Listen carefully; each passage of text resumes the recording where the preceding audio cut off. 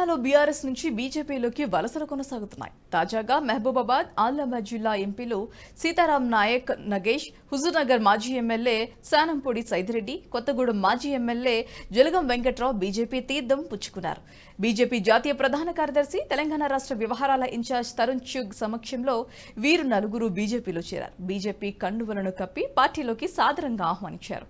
కార్యక్రమంలో తెలంగాణ బీజేపీ నాయకులు లక్ష్మణ్, ఏలేటి మహేశ్వర్ రెడ్డి, పొంగలేటి సుధాకర్ రెడ్డితో పాటు పలువురు పాల్గొన్నారు. లోక్సభ ఎన్నికల ముందు బీఆర్ఎస్ కు రాష్ట్రంలో గడ్డు పరిస్థితులు ఎదురవుతున్నాయన్నారు.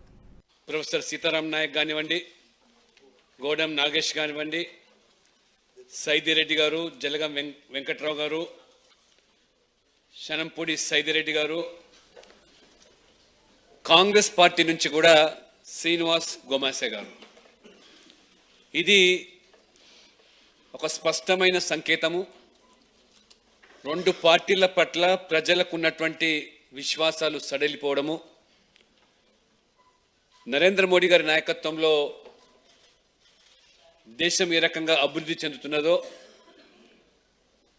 వచ్చే పార్లమెంట్ ఎన్నికల్లో స్వతహాగా బీజేపీ 370 సీట్లు, ఎన్డీఏ 400 సీట్లు సాధిస్తామని చెప్పడం ఉన్నదో, దానికి అనుగుణంగానే వలసలు అన్ని పార్టీల నుంచి ఏ రకంగా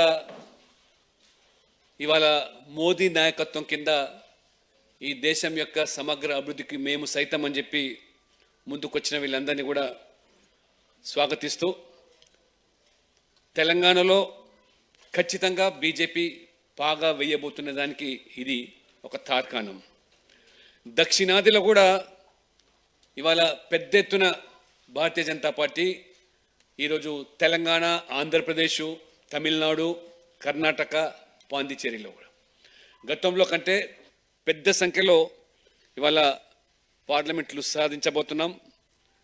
ఈరోజు బీఆర్ఎస్ క్రమేణా ఇది ఖాళీ అవుతున్నది. కాంగ్రెస్ ఖతం కాబోతున్నది. ఒకటి వెలిగే పార్టీ బీజేపీ మాత్రమే. కాబట్టి దేశవ్యాప్తంగా కూడా కాంగ్రెస్ పట్ల ప్రజలకు వారి యొక్క కుటుంబం. ఈ వీడియో మీకు నచ్చినట్టయితే లైక్ చేయండి, 10 మందికి షేర్ చేయండి. అలాగే కామెంట్ల రూపంలో మీ అభిప్రాయాలను మాతో పంచుకోండి. Nationalist hub group of channels ను సబ్స్క్రైబ్ చేసుకుని తెలుగునాట జాతీయవాద జర్నలిజాన్ని ప్రోత్సహించండి. ఈ వీడియో కింద ఉన్న బెల్ ఐకాన్ పై క్లిక్ చేయడం మర్చిపోవద్దు.